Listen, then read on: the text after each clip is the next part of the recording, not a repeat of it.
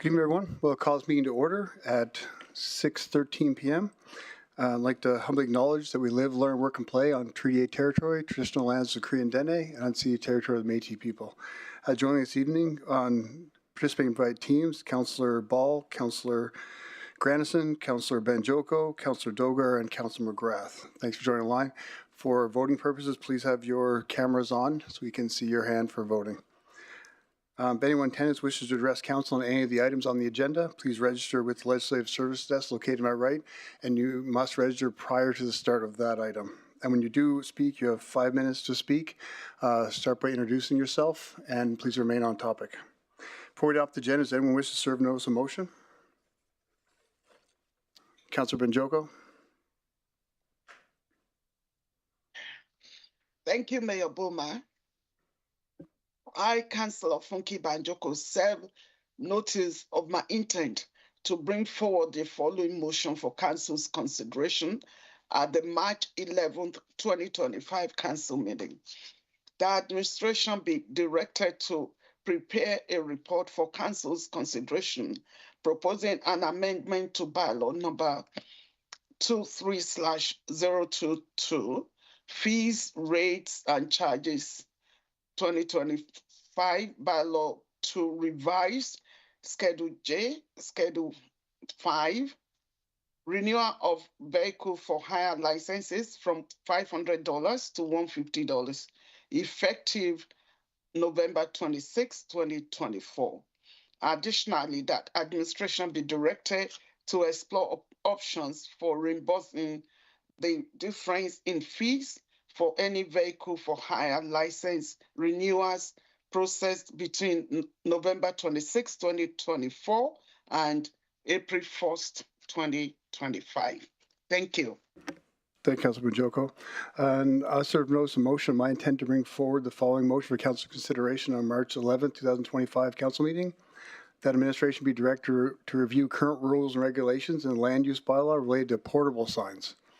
And that this review be inclusive of community engagement, including the portable sign business owners, and that any proposed recommendations related to portable signs be brought forward to council's considerations when this review is complete. Councillor McGrath.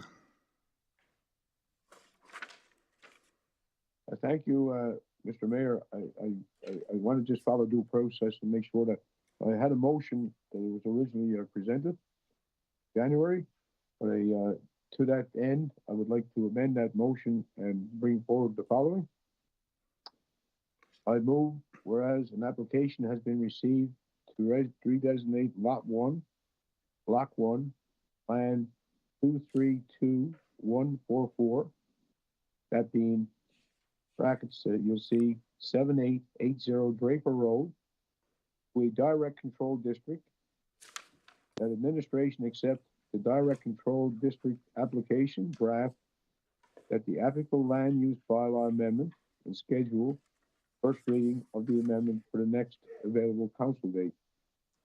That upon reviewing the first reading, administration schedule and provide notice of a public hearing in accordance with the requirements of the Municipal Government Act.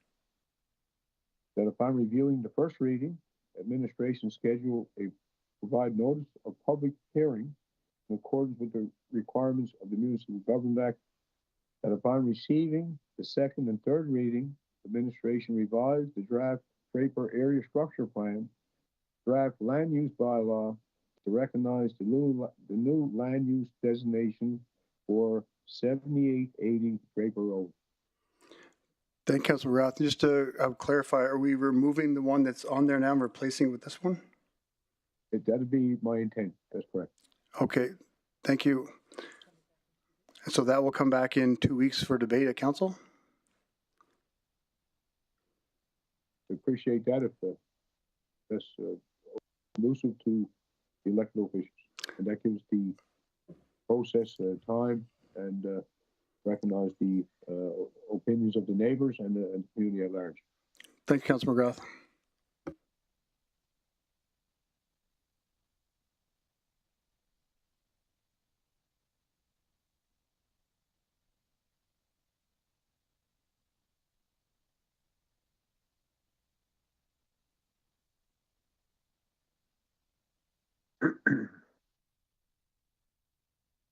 Hello, Mr. Mayor.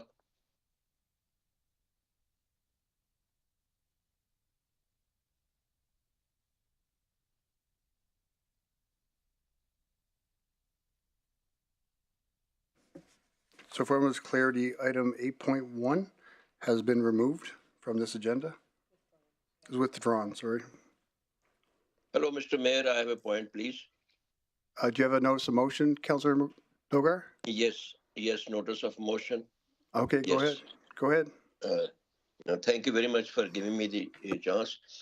I wanted to put up the motion for removal, firing of Integrity Commissioner, but Jade Brown told me that he's already terminating.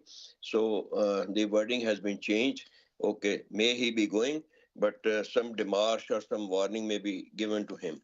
So the motion is, I intend to bring to notice to the council that a demarche or warning may be served to the Integrity Commissioner for inappropriate behavior or the wrong investigation against me in the next meeting, 11 March. Point of Thank you. order.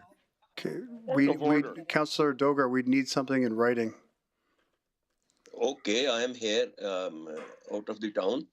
I have already given an email to chief legislative officers. So I If can I could get send it. CLO to respond, I don't think we have an email like that. Through the chair to Yeah, you Councillor can, Dogar, a draft was shared back with you so that you could edit as required, as I wasn't certain of the intent of what you had emailed previously.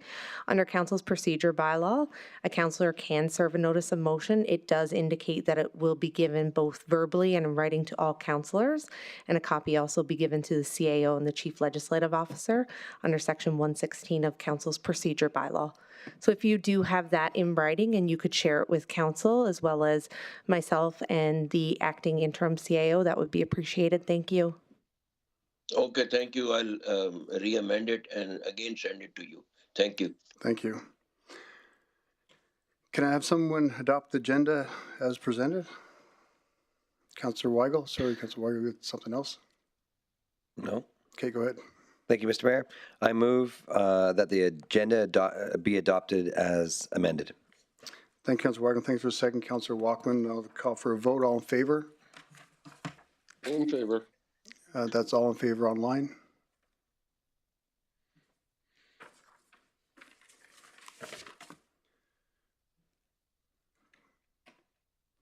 And that's carried unanimously. Thank you, everyone. Do I have any, move on consent agenda. Does anyone wish to remove any items from the consent agenda? Councillor Lavalley? Sorry, just going back to the voting, marked as absent on there. Oh, thank you. We'll get that Thank you, fixed. Councillor Lavalley. We'll Thanks make for- that correction in the record. Thank you. I can have someone make the motion. Councillor Walkman? Thank you, Mr. Mayor. I move that recommendations contained in items 6.1, 6.2, 6.3, 6.4, 6.5, and 6.6 be approved. Thank you, Councillor Walkman, and thank you, Councillor Weigel, for the second. Call for a vote. All in favor?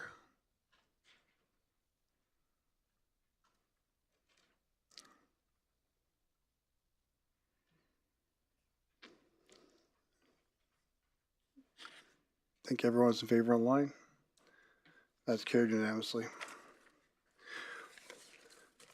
Now moving to public hearing for bylaw number 25003, land use bylaw amendment to change window and freestanding sign provisions. Before declaring the public hearing open, there's an overview of the hearing process. The public hearing will be open followed by an introduction of the item by administration and questions from council.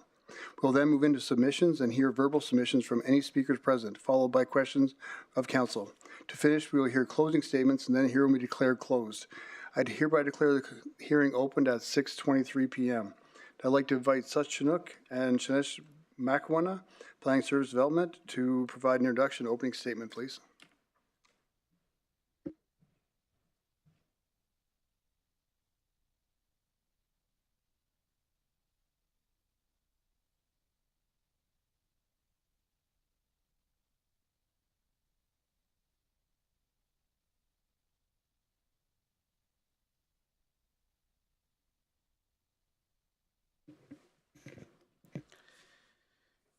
Good evening, members of council and administration. For the record, my name is Sach Chandyok, Acting Director of Planning and Development Services. I am here to present an amendment to window and freestanding sign provisions in the land use bylaw.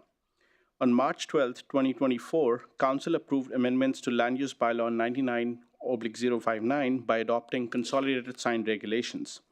Since the adoption of the new regulations, Planning and Development Services has had several engagements with stakeholders such as Chamber of Commerce, business owners, and the public, and heard concerns around limited window signage opportunities. Businesses want the ability to use their windows as a space for affordable first-party advertising to their clientele. Similarly, concerns were brought forward regarding limitations around freestanding signs, specifically the clause that limits freestanding signs within 100 meters of residential area. This clause limits the ability of many commercial property owners to put up freestanding sign and rely on temporary signage. To support the business community's needs for more permanent signage and to create options for more third-party advertising, Planning and Development Services is proposing changes to the land use bylaw and current regulations by removing the sign area limitations for window signage, waiving the development permit requirement for window signs subject to certain regulations, reducing the setback between the sign and the residential area from 100 meters to 10 meters for freestanding signs with less than 20% digital area and subject to digital component on the freestanding sign not projecting towards the residential area, and reducing the setback from 100 meters to 30 meters from intersections for freestanding signs. The proposed regulations will give businesses more flexibility and options for utilizing freestanding and window signs. In addition, the proposed amendments will reduce red tape by waiving the requirement for development permit for window signs and will provide more options to businesses to advertise their products and services. It will also promote more permanent and aesthetically appealing signage in the community. With this, I conclude my presentations and will be happy to take any questions. Thank you, Sach. Do we have any questions from council?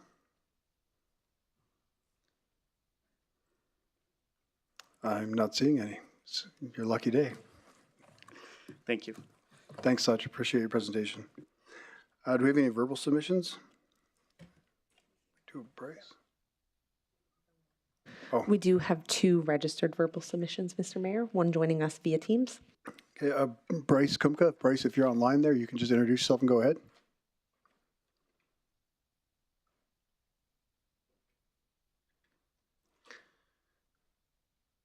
See him on there. Here we go. Sorry about that. They No gave problem. control back to me, which is good. Good evening. My name is Bryce Kumka. I'm the current chair of the Wood Buffalo Planning and Development Review Committee. Apologize for not having a committee representative presenting in person this evening. Unfortunately, Rick D'Souza was feeling ill, so I'm joining you from my holidays down south. So I'll be brief. We've had numerous consultations with planning and development at our committee level with respect to signage over the years. The committee was very pleased with these revisions to the latest sign law bylaw update. We've provided a letter of support for the revisions in your package. Just wanted to reinforce that by taking the time to present to you this evening that we are in favor of these upgrades to the process. Most notably, the no longer requiring a permit to be applied for the window signs, which is in strong support of our mandate of reducing red tape, and we're very happy with planning and development's progress in this regard. Thank you very much. Thank you, Bryce, and thanks for everything you guys do with the Buffalo Development Advisory Committee, and thanks for bringing forward a lot of these concerns and having the business owners collaborate with you on that. Does anyone have any questions? I can't hear you, unfortunately. I can. Oh, well, it was all good things, so. Do we have any? Oh, there. Now I can hear again. Sorry, something went wrong there. Yes, okay. Now I can. Can you hear us there now, Bryce? Yes. Okay. I was just saying thank you for everything you guys do and bringing a lot of the business owners in and getting their opinions and shared their experiences. And I just want to reiterate to council if you have any questions for Mr. Kumka. I'm not seeing any. Thanks, Bryce. You're welcome. And we have one more delegate. And Nate Olette. And just Nate, just remind, just say your name for the record, and you have 5 minutes to present.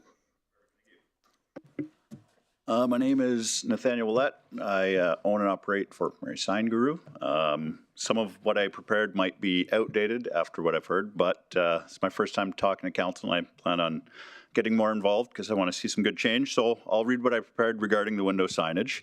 Honorable members of council, I'd like to address the current window signage regulation. The requirement of a minimum of 50% transparency and a maximum of 40% coverage can significantly restrict small businesses. The industry standard has shifted, with most businesses now opting for a 60-40 window perf, which means it's a 40% transparency. That's just the way business owners are moving as far as their preference. So having our city kind of dictate what product they use, it seems kind of counterintuitive as far as the way I see it. The businesses are opting to have this, so forcing these businesses to comply with an outdated standard limits their ability to use widely available and effective signage solutions. Many businesses also require full window coverage for privacy and security reasons. Yet the current bylaw prevents them from doing so. When I raised these security concerns with planning and development, I was told that A&W chose to limit its window coverage to make its interior more appealing.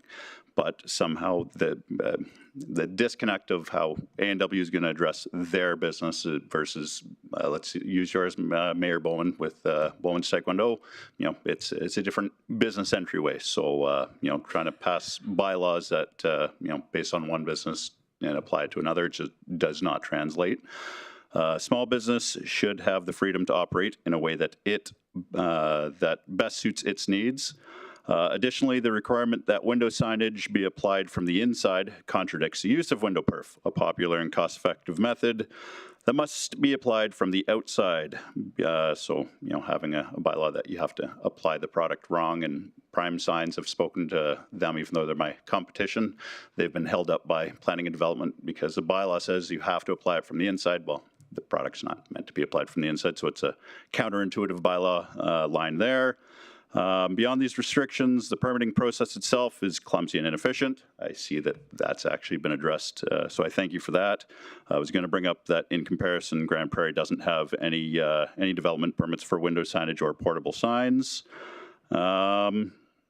So yeah, just urge council to consider these practical challenges, remove the restrictions on inside application, and allow businesses more flexibility in determining their window coverage. Let's empower them to thrive on their own merits. Thank you very much. Thanks, Nate. I appreciate you coming forward and making so engaged in this. And the reason we're here is exactly the things you brought up today. So thanks for that. Do we have any questions from council? I'm not seeing any. Thanks, Nate. And do we have anyone in the gallery wishing to come forward to provide any submission to council on this? Are there any other further questions from council for administration? And just a reminder, once the hearing is closed, public hearing is closed, there will be no further questions or information gathering can occur. Does administration want to add anything? So Councilor McGrath. Thank you, Mayor Bowman. Through the chair, I know that this might be a redundant question, but just to make sure I clear the air properly, there was a motion brought forward that I think planning and development would be privy to, and that was a motion brought forward to grandfather at time the signs, the mobile signs, the storefront signs that were in place. And there's different talks that was changed the next day or something, but would the grandfathering of that time still be applicable to what we're seeing today? And I give you an example, I guess, to make it easy so that I know it'll come through very clear. We have a few staple signs in the community, and I'll use these to anybody that's lived in McMurray a long time. There's one at Beacon Hill that has the building trades. There's one at Earls. There's one at Norman Lyle's Lumber Company. I think it's Midlight now. That's the good guy from Midlight. These, and then you go up through Thickwood. I think there's one at the arena. I think it changed hands a little while ago that the nonprofits benefit from. There's one at Mac Island. There's one by Collins Place, the guy that gives lots to the community, Codwell. So, and I believe one time there was, I think there's, a few around the schoolyards, which, let the parents know and different school closures and happenings. So the idea back then was that the things that we looked at for, 20, 25 years, that people would be penalized because we started. But to be fair to people, I think that if they invest their money into, and it doesn't make, the new people happy with the signs, that, starting a business, but still today there's some, nonprofits need every angle of, I guess, to get the revenue, they can't be spending revenue because they're nonprofits. So I wonder where that motion of mine is today. Did we renege on that? Because I've done that in good faith to people that actually that had invested money to advertise their business, to grow the economic development, and went on for years, and all of a sudden we do a correction line. That's where the idea of the grandfather, because the grandfather clause is used lots in municipal governments to identify what probably wasn't correctly policed or enforced. Then we have a fresh day to start, and I understood from that that's the way we'd be going forward. But I hear conflicting reports, so no better a time than to put it on the floor as we debate this. So with the grandfather clause that was passed by council, that get amended somehow?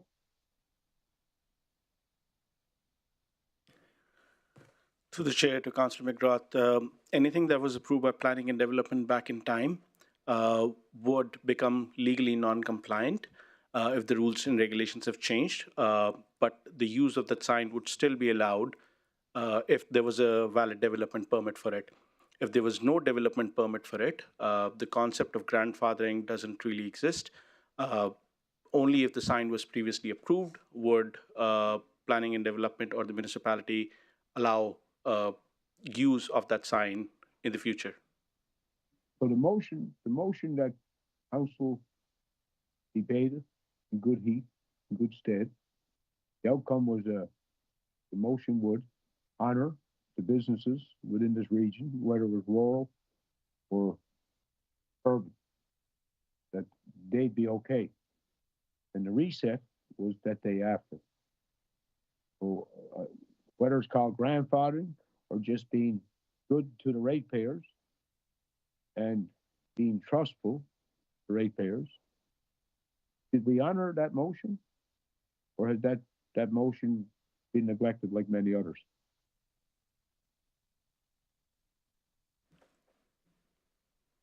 Through the chair, I'm not exactly sure about the motion. There was a motion, if I could, Councillor Rath had made a motion to grandfather some signage in the community. And I think what happened, if you may not be aware of such, I think it may have been up until the new land use, the new sign bylaw came forward, and then it might have been changed. I'm speculating, that's what Amanda would know more, I think. Through chair, I think you're correct. I think the motion was put on floor prior to the new sign bylaw. And we brought forward the new bylaw, whereby anything that previously would have had a permit would still be okay to operate. Okay, so the new bylaw, as Councillor McGrath mentioned, anybody that had a permit before that will be fine after the bylaw was created. So I think that's okay. I think you're correct, Councillor McGrath. Yeah, just that I guess for everybody's sake, for yourself and Sash, the reason why the motion was triggered is because you did bring the bylaw ahead. So it wasn't after. This is what triggered bringing the motion forward. The motion was brought forward at the same time we were about to change, and all I said was that businesses that have signs that have been there for a decade or more, or 5 years or more, or 3 years or more, or 2 years or more, how fair is it to them to go scrap it? So I don't need an answer right now. Such, I work with you long enough. I respect you. if you could just bring it back the next time, because I know sometimes, believe it or not, motions of council get forgotten about and brought back a couple of years later, like they're brand new. So I just want to make sure that, I guess, integrity is about keeping your word to the people. That's where elected officials sometimes get shortchanged. So I don't expect an answer because there is some confusion here this evening. The reason why I brought the motion forward in the first place is you were going through developing a new bylaw. And the other thing I was asking if we could get out of the sign business rather than own our own signs on Highway 63, actually put them out to market. That was the spirit of the motion. So I guess we wait to get the official word. As long as the owners were looked after, that's okay, because it was done in council and was done above the table. Thank you. Thank you, Councilor McGrath. Councilor Grandison, you had a question?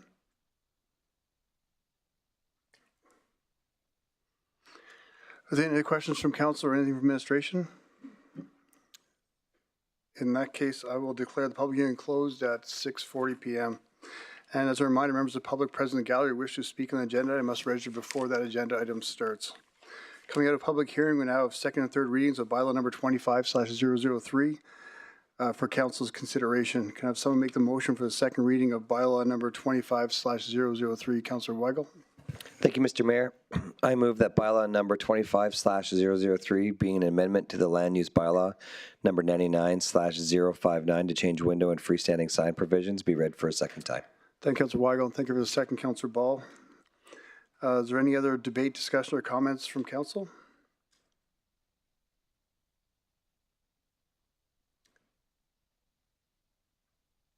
Councilor McGrath, do you have something else, or just the lights just on there? Sorry, boss. I'll take her down. No problem. Thanks, Councilor McGrath. I'll call for a vote. All in favor? I think we're all in favor online.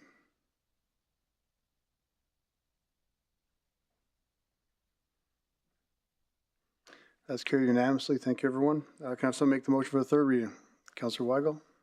Thank you, Mr. Mayor. I move that bylaw number 25/003 be read for a third and final time.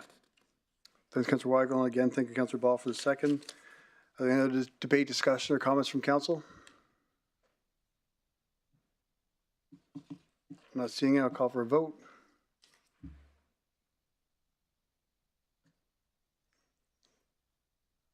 That's everyone on the lines in favor.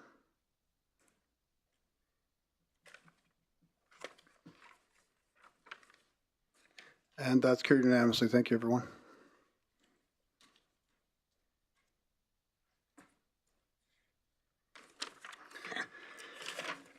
Next, we have the municipality's procurement process and impacts of the local contracts. I'd like to invite Laura Farquharson, Corporate Services, to introduce the report, please.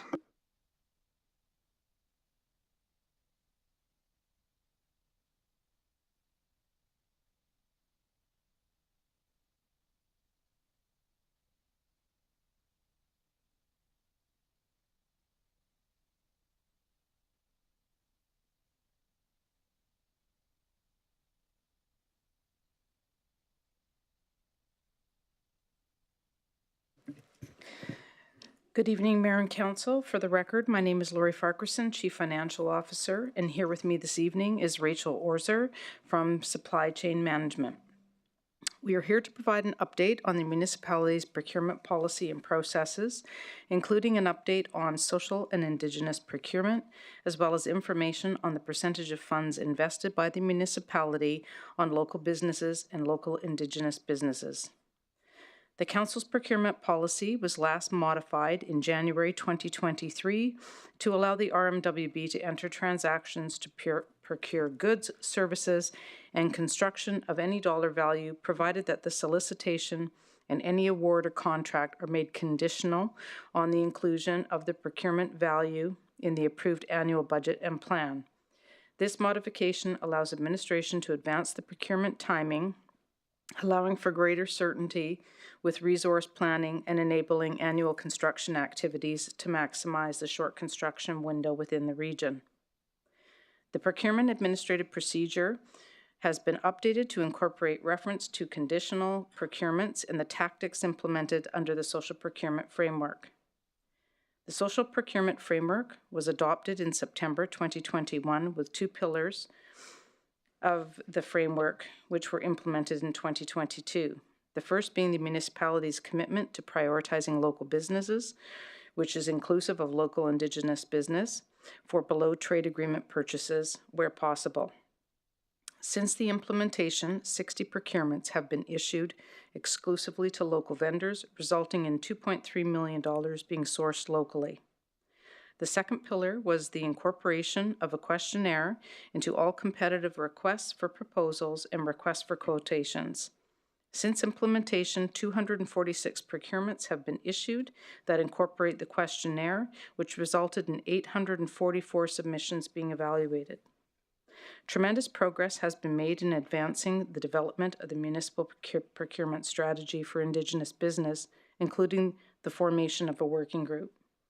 Administration reviewed and amended aspects of the strategy and developed governance documents and internal processes to support implementation, and last week we met with the working group to review these updates to continue advancing the development of this strategy. The table presented on this slide on the screen outlines the percentage of funds invested by the municipality on local businesses and local Indigenous businesses from a procurement perspective. Since 2020, the municipality has seen a 4.4% increase in the total local vendor spend in comparison to total vendor spend, and a 0.4% decrease in the local Indigenous vendor spend in comparison to total vendor spend during the same time frame. Administration would like to highlight that the spend percentages outlined on this are reflective of direct spend with local vendors and does not consider any subcontracting activity with local vendors, as we have no access to that information. This concludes our update. We're happy to take any questions. Thank you, Lori. Do you know where we kind of rank with the rest of the province on their local spend, like Grand Prairie spend compared to what they're local and what there isn't and that sort of thing? Through the chair to the chair, we don't have that level of information, I'm afraid. Okay, is there any way we can improve, we can increase the amount we're spending? When we look at the numbers, it looks like we've gone up since the last 5 years by about close to 5%, I guess, but is there a way to increase that? Through the chair to the chair, we are making efforts to try to pivot where we can, but we're guided by the trade agreement, so we are limited in that regard. Okay, thank you. Councilor McGrath? Thank you, through the chair. Certainly realize about the North American trade agreements because we're the first municipality to get support from our members to be, I guess, articulate our way forward and have some provisions that are privy just to this municipality to expose to local vendors more opportunity. That was done through a motion, and the other one, that the Indigenous spend, was done through a motion. And I think to capture the math correctly, was the total spend, you say, was 2.5 million locally? No, through the chair to Councillor McGrath, the local spend of the 2.5 was just specific to the prioritizing doing business with local vendors under the social procurement framework. The amount of local spend would be for 2024, $172 million. And they went to all the local businesses? With regard to the, through the chair to Councillor McGrath, with regard to the $172 million I just mentioned, that's the result of a variety of factors. It could be through open procurements or also through the RFIQ process or submitting the below thresholds out locally. When we look at that spend, we're looking from our finance payment module at what's actually been spent locally. Right. So in 24, whether it be refurbishing capital assets or building capital assets to the municipality or said services, whether it be, garbage collection or grass cutting or snow clearing. We've spent in 24, we've spent 172 million with local companies. Through the chair to Councillor McGrath, that's correct. And to the chamber and the construction association, do they get a copy of that? Because overall, I guess what I would ask you, Rachel, the 172 when they're operating budget is only about 450. So they're acting pretty well. That number would capture just about every award we let out for 24. And some of that, I guess, would be legacy carry-ons, carry-throughs, like I guess some of our dike construction.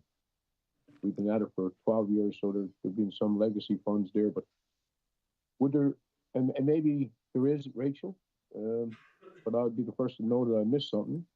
Is there a pie chart that shows that 172 of not personal names, but local companies that was awarded that work? Because when you're out in the public, you would never say that, because if you took our budget of spend in 24 and isolated just to that year, you would done a remarkable job, because over 65% of your spend would be local. So through the chair to Councillor McGrath, there's a few things I'd like to try to unpackage in what you had just reiterated there. The 172 million that's spent locally, that could be either through operational costs and or capital costs, so it's a combination. We have historically shared this data at council as well as with local business associations.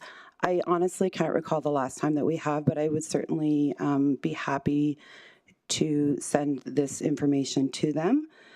As for the pie chart, we do not have that. I somewhere, not in front of me, have the statistics on the number of vendors that would entail, but it would be a large number to put into a pie chart. So we haven't analyzed the data in that manner.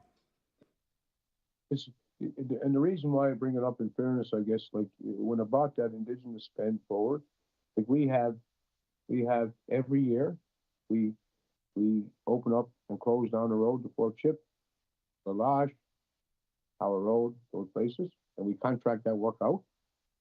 And I've seen it going both ways.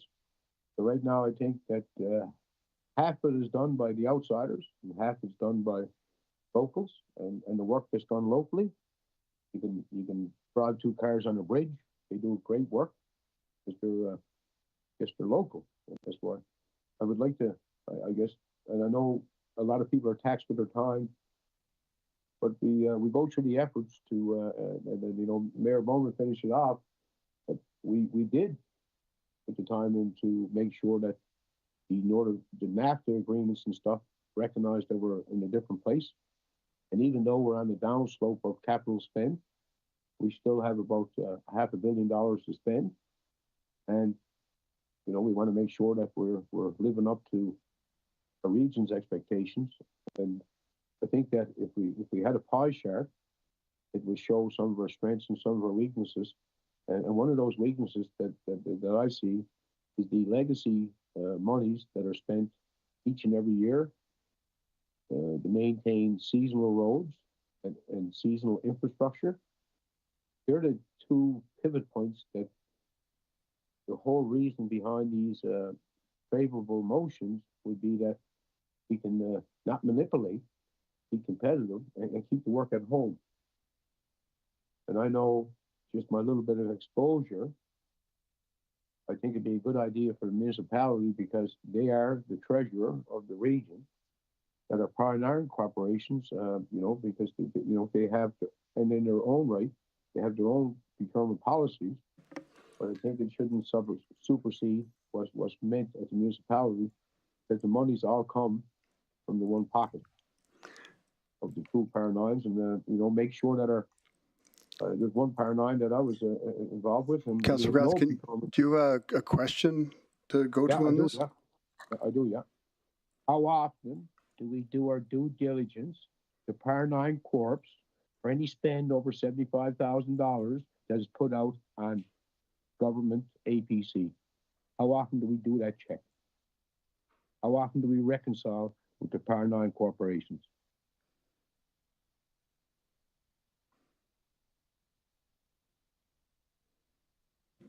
Through the That's a chair, question. through the chair to Councillor McGrath, auditing the contractual activities of the Part 9 is not in our scope. They are service providers with a specific agreement.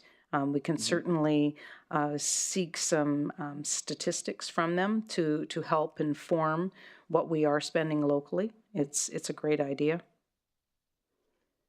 Well, it's a great idea to know that we're one municipality, one purse, funded by very little of industry and like government agencies.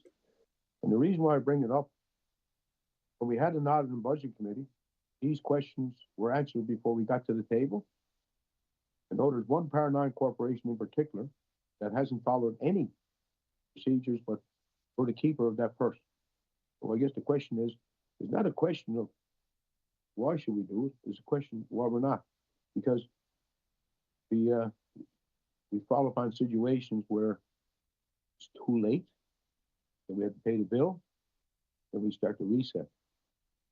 But when we had an audit and budget committee that was shunned by most, we had these questions answered and we were followed.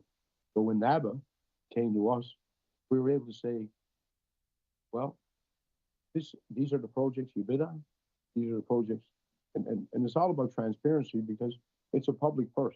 This is not a private, and I guess another question, Mayor Bowman, is sometimes, like the Confederation bypass, the lowest bid was 9 million, the highest bid was 25, the highest bid was awarded, but there was nothing explained. So it gives a gray area in the community where we're not doing our homework. And that's why I bring it up. That's why I ask the questions. I think they're suitable questions that deserve some answers that educate the elected officials and the public at the same time, and it creates a win for the region.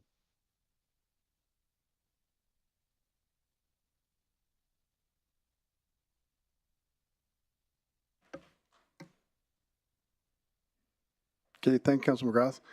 Do we have any other questions from council?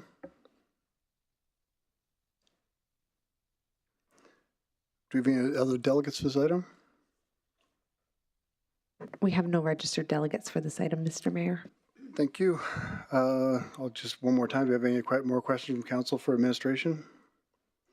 Have someone make the motion. Councilor Walkwin. Thank you, Mr. Mayor. I move that the update on the municipality's procurement processes be accepted as information. Thank you, and thank you for the second, Councilor Boussier. Is there any other discussion, debate, or comments from council? I'll call for a vote. All in favor online?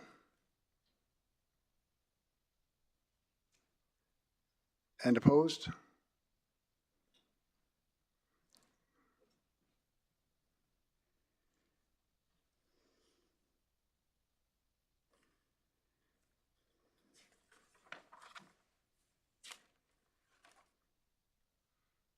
Councilor Banjoko? In favor or opposed?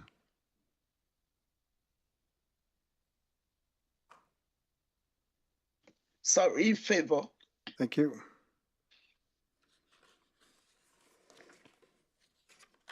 And that's carried with one opposed. Thank you, everyone. I'm moving on to item agenda number 8.2. I'll ask Councilor Dogar to read out his motion. Thanks, Laurie. Thanks, Rachel.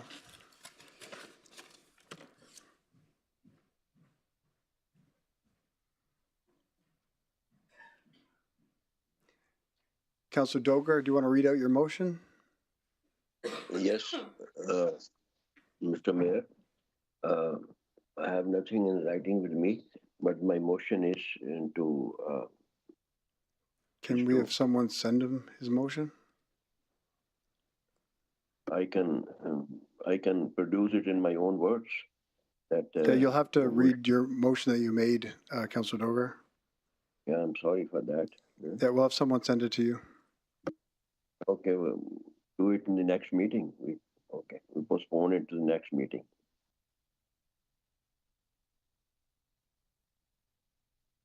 It was just sent to you, Councilor Dogar. You should have it now. My fault.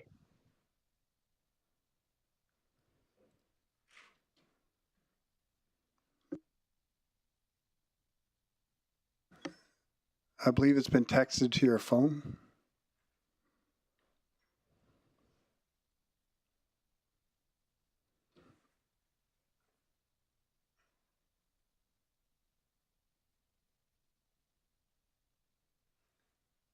Are you able to read that motion, Councilor Dogar? No, so far it didn't reach me. And